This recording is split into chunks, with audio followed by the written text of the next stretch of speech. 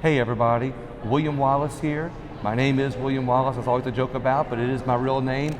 Today I'm with State Representative Mark Wright, and he's in District 77, and we're going to talk a little bit more about his legislation, but he's going to have some really good things to talk about that's going on. We're about halfway through the session right now, and he's going to give us an update on a few things, and we're going to let him talk about it.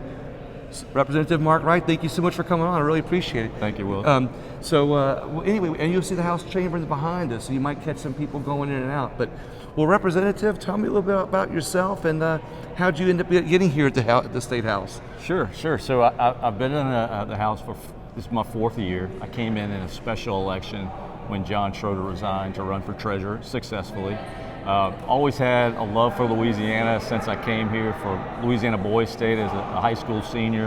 In fact, that was when Buddy Romer was running and won governor. And, fell into the idea of reform and, wanting to try to make our state better. I love our state, love the people, our culture and everything. But I don't think we do government well. So it was just an opportunity to run. You go through life, you got your goals, and every once in a while you just say, look, I can't live with not trying this, So that's how I ended up getting here. Like I said, 3 years ago, I'm married, 5 kids, got a couple in college and a couple in elementary school, so we're kind of all over the place. You look younger than that. Thank you, I appreciate that. 5 kids and some in college, you look a lot younger than that. I appreciate that. I don't feel younger than that, but that's the way things go. So the kids keep me young. Let's just say that. So, so I know you're on the North Shore. Where are some of the boundaries that make up your district? Sure. So I live in Covington, the city of Covington, and of course, unincorporated Covington is a big part of it. The southern boundary is the Jafuncta River. The western boundary is the St. Tammany-Tangipahoa parish line, and then the district goes up along Highway 25 up to Folsom. So you kind of border Larry Freeman's district then? That's right. Larry and Paul Hollis are to the east, and then Richard Nelson's south. I think it's the biggest House district now. We have the most registered Republicans of all districts in the state, and I know we're going to have to cut it in half when we get to redistricting. There's way too many registered voters for the average district. So wow. It's grown so much. Yeah, that's an interesting spot up there. Yeah, no, I mean, look, I'm blessed to represent a really good district. We've had a lot of people move in. I mean, it's got its own history and culture. I served on the Covington Council. We had our 200th anniversary when I was there. So it's got this interesting mix of both, St. Tammany and Covington having its own long-time history and culture, and then there is a bit that's a little more of a suburban identity, people that work in New Orleans or other places, so it's an exciting time to live in Covington. Frankly. What makes up your district? I mean, is it all just basically suburbia, some shopping and stuff like that, residential mostly? Yeah, so you got downtown Covington, which is clearly a center, with a Justice Center for St. Tammany and other things related to St. Tammany itself. You got Madisonville, town of Madisonville right there on the river, which is a beautiful little town, and it's great culture there. So it's a lot of suburban.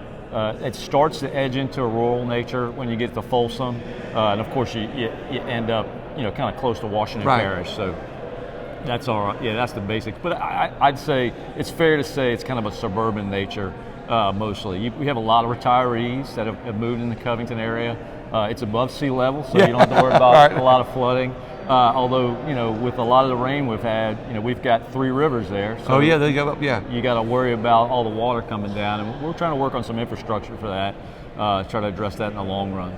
So you basically noticed, with your area, living there, you noticed an opportunity to be able to really help not only the people in your district, but bring Louisiana to a better place.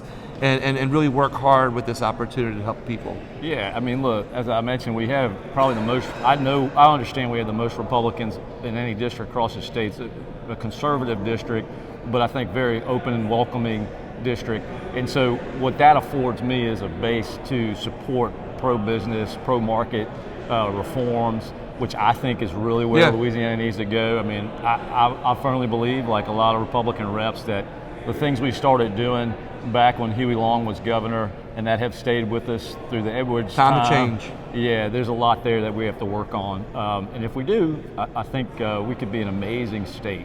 I'm glad to hear that, because that's something that our state right now, I think, is so locked in the past. It's like an anchor that's holding us back from moving forward. And I'm watching other states that were previously, not at the bottom, but right above us at the bottom, and they're doing things in their legislatures that are just bringing them up 10, 20 spots.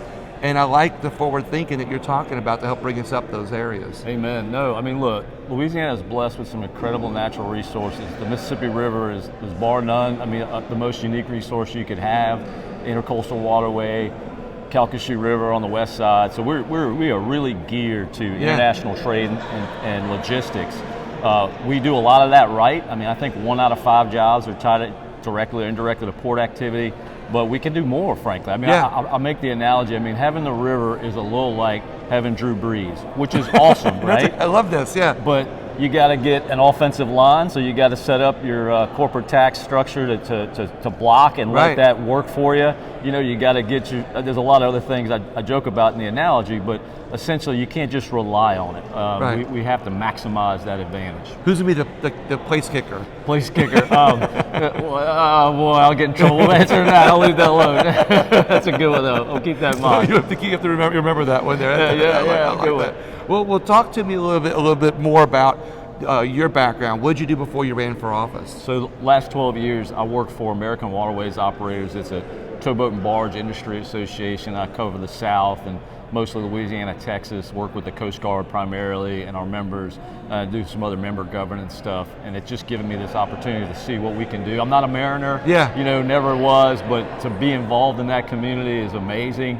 And so I'm blessed. They let me come here and do this. I'm able to still, juggle, spin the plates and keep things moving, do my job while I'm here. But that's what I've been doing, and probably stay involved with that until I retire. Do you work a lot in Port Fourchon? We don't deal with Fourchon. So we're brown water, towboat and barge industry. That's offshore. And then on the river, you also have deep draft. So there's like really kind of 3 legs to a maritime stool. So, but Fourchon, huge importance to us. I had them on my show a while back. Oh, great! And so I learned a whole lot about what they do and how much asset they are for the maritime industry in Louisiana. So I'm always looking for the other. You gave a good analogy. The stool, maritime's a 3-legged stool.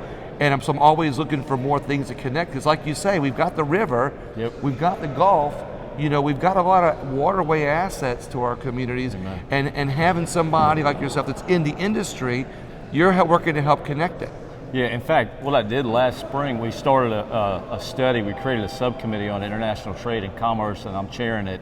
We had 2 hearings before this session. We're going to extend it another year. And we're probably going to go out to New Orleans and Lake Charles. And what we're trying to do is catalog a lot of ideas of what we can do to better compete against Texas, Florida, South Carolina, Alabama, you name it. A lot of people kind of think, well, you got the resource, it shouldn't be a problem. That's just not the case. It's a very competitive environment, that type of logistics. Port of New Orleans is under new leadership the last few years, and they've really, picked up the ball and run with it. So we want to, in the legislature, we want to do everything we can to help them, right? Sometimes it's just get out of the way. Exactly, right? Other times it's, we can set up some authority, we can put some resources to infrastructure. There's a lot of things there that we're learning we can do, and hopefully, and I, again, sorry for the analogy, but I kind of looked at it as like, how do you win a championship, right? We're building the pieces here. We want to be there in 2030, so what do we need to do in between now and then to really maximize what we have in Louisiana? I like that analogy, but another thing that I want to key into that you said that I think is really good, and I've always known this, but when you talk about our waterways, and when you talk about competing with Texas and Alabama and Mississippi, and they've got access to the Gulf, but they don't quite have the NFL team that we have here in Louisiana, because we've got the river, we've got these great ports like Port Fourchon. We've got more miles of Gulf than they do, and that combination with the river, it should make us a better NFL team. And like you said, if we get that offensive line and and the other players to make this team the right team, they can't compete with us. You're right, absolutely. I mean, you got to think of the river as kind of like this incredible export engine. So everything's coming down from Mid-America, farm, commodities. We got gravity on our side. Exactly. Now the problem is we got an imbalance between export and import. So what we want to be able to do is situate ourselves so that we can import, assemble, manufacture, maybe export more, or ship it out into the rest of the country. And we got some work to do on that. But Texas, the Port of Houston is, they've got such a massive population. It's a great, that's an attractive destination for shipping. Dallas is 3 hours up the interstate, so it's hard to compete with that population, but we have so many things, like we've got 6 Class A railroads, we got the waterways, we've got a real quick infrastructure to a lot of places, which we need to find a way to use. I love this, and because we're not a mountainous area, we're relatively flat, it makes that shipping a little bit easier to do in a lot of ways. But I like what you're bringing up, because I always put these things out like this to my listeners, because other people, when they talk about their districts, rightfully so, they're like the northern part of the state, or so they're more focused on their land-based issues. But you being in the industry, this is on your radar, and I think this is really important for the people of Louisiana to know this. No, I appreciate that. Look, this issue is bar none. It's a Louisiana issue. Like, there's plenty of people in my district that work related to this industry.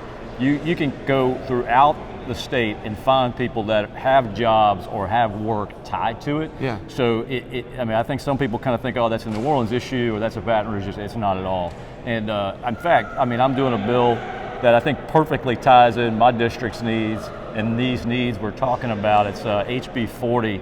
It's a big reform effort to basically use all of our gas tax dollars towards projects. So right now, for example, we bring in about $700 million per year in gas tax dollars. Wow.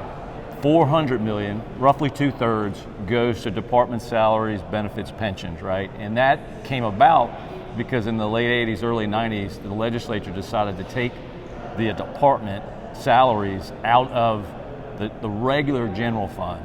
Sales tax, it produces that most of that money, right, and put it into the transportation trust fund, which is where we put gas tax dollars. Right. It's a heavy lift, but it's definitely one we can do, and I created it. I created the idea after talking to people. It's an alternative to raising the gas tax.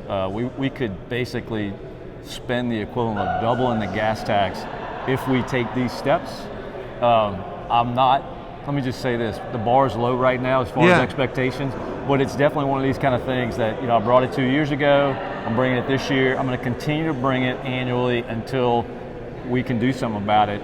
And I've found, I saw a couple of reps when I first walked in that did that. They picked up on something their first year, they kept at it for 10 years, and sooner or later persistence pays off. So that's what I'm trying to do. Well, it's that forward thinking, but even bigger than that, it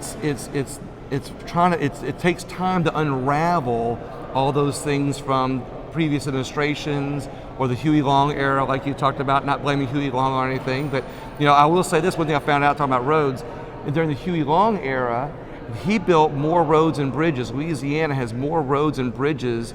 I think we're that's one thing we're at the top of the list on. We have more roads and bridges than like 97% of the other states, in the country. That's right. When you think about that, so now you got to take all those roads and bridges that they built during that era and unravel the legislation that happened between then and now to be able to find a way to not only maintain our roads and bridges, but bring people into Louisiana. We need people to watch the game, the NFL game, watch that great NFL team that we're putting together. We got to bring in the spectators. Amen. That's great. No, you picking up on that analogy. I pick up on the analogy.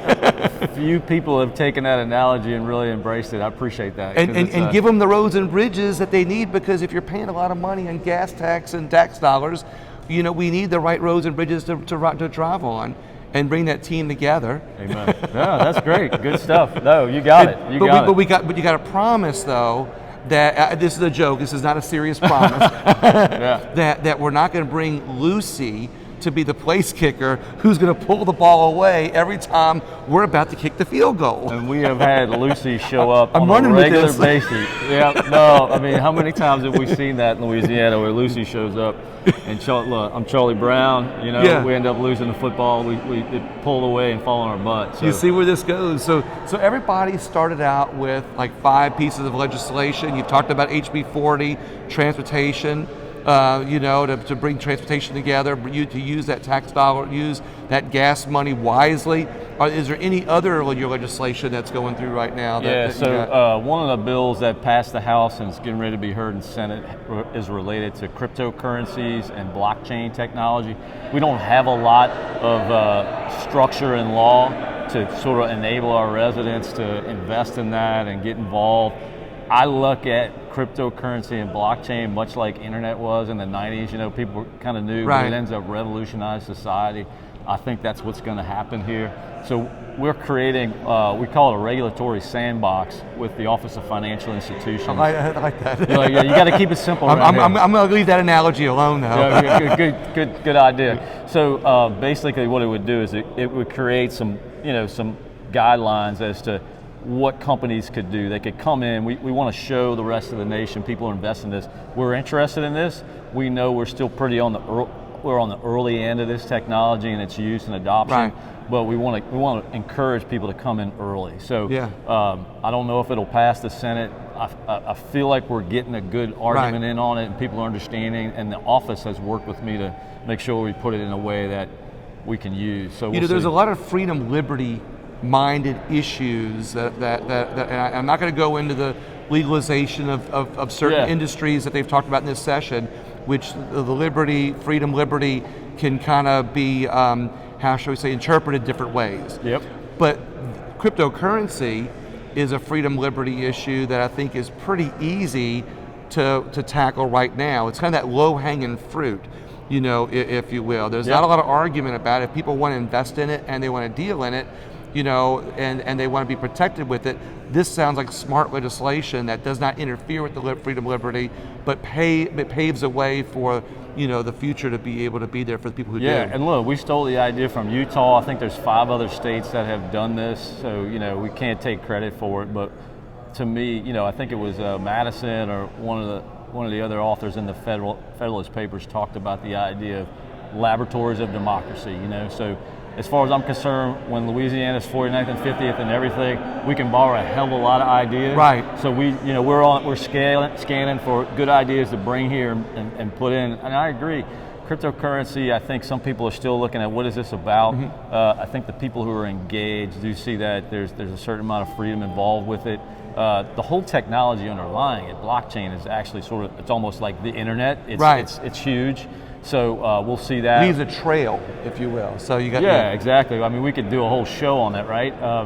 But that's slowly evolving in the things that will be engaged in so much of society. And so we don't want to wait. That's the typical Louisiana response. We're going to wait until we're the last adopter, right? Right. Sometimes even longer, right? We're last and we're going to wait another 10 years on something. Yeah. I mean, it just kind of gets dumb at times. So what we're trying to do is be, sort of that top 10 that says, look, we want to engage this. It's a long fight, but, you got to start it somewhere. Like you said, sometimes, I've heard other legislators refer to this. They say, sometimes you got a bill that has X, Y, and Z in it. But sometimes you can't get Y and Z right now, but you can get X. X, exactly. And if it's a step in the right direction, sometimes it's better just to forget about Y and Z and go after the X. I don't remember when I first came in here and started to meet representatives and senators. I had a brief conversation with John Alaria, who was Senate President when I walked in. I mean, I know sometimes conservatives are a little, they don't always feel comfortable with him. Very kind man, very wise man about the process. And he told me, he said, look, if you adopt the idea that it takes 2 to 3 years to get a good bill through, you will strategize accordingly. And so ultimately, when you come the first year, the idea is just to sort of introduce the concept. Yeah. It's competing among thousands of ideas. Maybe you get something, maybe you don't. Next year you bring it back, people know it more. Yeah, And exactly. then maybe by the third year, they're ready to say, okay, yeah, let's do it. So I'll try to take that advice, and I think it's pretty good. The other thing that I'd like to say too is that, and this is something I've repeated before to my audience, but sometimes you don't get the legislation you want, but the conversation can be just as important. Yep. To let people know about what's going on, and it's a way to market an idea. Absolutely. Look, you're dealing with a very diverse state, right? Everybody's got different needs, wants, and I think what happens is people don't realize this back home. They see a certain subject, taking prominence of place. And I mean, you come here, there's thousands of competing ideas about what would be good, and everybody holds a few of them of importance. So if you can find ways to let people kind of open up and see what you want to do, what their important is, be patient with it, work with them to help their ideas, you got a much better atmosphere to kind of get something done. So what other legislation do you have? We've talked about a couple of these. Is there any other legislation you've got right now where we are on it? Yeah, sure. So I got 2 education bills. One is an education savings account for foster care families and military I've heard about families. this, yeah. It's not a pilot program, but it's a first step towards seeing, if we can implement this. We've seen other states do it, and it seems to have worked out. Got another bill related to a law in 2014 that allows a family to, if their child's in a DRF school, to apply to an A, B, or C school. It gets kind of complicated, so I won't go into it. I'm on education, so that's why I did those 2 bills. And I'm helping the Senate President do a bill on the House side, and I'm really proud to be a part of this. We're calling it the Murphy J. Foster Promise Program, and essentially he was the godfather as governor of our technical college system. Okay. And we're mimicking what is being done in Tennessee. They call it the Tennessee Promise, and it basically says if you want to go to technical school, pick up a certificate, an associate's degree in a workforce development type area, you're not going to have to worry about paying for it, because what we're going to do is we're going to take in the federal dollars that are there, and then we're going to use a TOPS money. I love this idea. And it's amazing, because I've talked to the president of the system, and they see very clearly that you have students come out of high school that want to go into this type of college, and that's good. We should never suggest that that's not a good step. But what they find is more the adults, when they're in like mid-20s, late 20s, they played around, maybe they had a job, they don't know where they're going. When they walk in the door, they are determined, they're in and out, they're ready to go, and we want to make sure we're there for them when the time comes. I love this idea. I've talked about this a lot. Matter of fact, I talked about it on a couple other interviews, that I think that this is one of the most underserved areas, in our state. And one of the key things that we need to do to bring more people into our state and bring more business and industry is to have a qualified, labor force, to have a skilled labor force. And the only way that we're going to get a skilled labor force is to train them, and this is one of the underserved areas. I think this is perfect. Well, we talked about Drew Brees in the river. That's the offensive line. Yeah. If you get that ready, I mean, we clearly have a delta on what our workforce being prepared to help industrial projects or ideas and investments. You set that up, we're in a much better place, Louisiana. Because I mean, ultimately, like when someone wants to come in and invest directly in Louisiana, whether it's because of the river or oil and gas or whatever the case may be, they need to know they got a workforce. They need to know that the college system is going to work with them to develop a certificate for the skills. There's a lot to it. It's kind of exciting to see that happen. Forever, probably when you and I were in high school and beyond, it was always go to college, get a degree, and there's nothing wrong with that. Exactly. That's not everything, right? And wait, like football analogy here coming. I'm running with this. All right, no pun intended. Yeah, running with it. Let's do it. So you got to have the right team to play, but you got to have somebody setting up the stadium, setting up, serving concessions. You got to have somebody setting up those sidelines. Playing defense. You got to have somebody getting the dome ready for the team, for the spectators to come there and enjoy the game. And those people are our electricians, our plumbers, welders, people that like you said, that is a career path that isn't talked about enough. And I know, like when my kids are going through high school and other people, all that gets beat into them is great grades, great AC, get your tops, go to college, be a doctor, be a lawyer, be an engineer. Nobody's in there whispering in their ear that says, hey, look, you can make just as much money being a welder, being a plumber, being an electrician, which the welder down the street or the plumber down the street just built $1.5 million house. Right. You know, you can own your own business. You can control your own exactly. destiny. No, there's a lot to it. That's and absolutely right. And if we find a way to tie that TOPS program and promote that, the other thing I've talked about sometimes is, you know, you get a lot of kids, and you kind of refer to this. They go after the TOPS money. They go to college. They get in their first year, their second year, they fail out because. Then they realize later, as they're going, like you just mentioned a minute ago, as they're young adults, they realize, you know what? I'm gonna go be a plumber or electrician. I'm gonna be something else, and they go to that trade school, and they're serious about it now.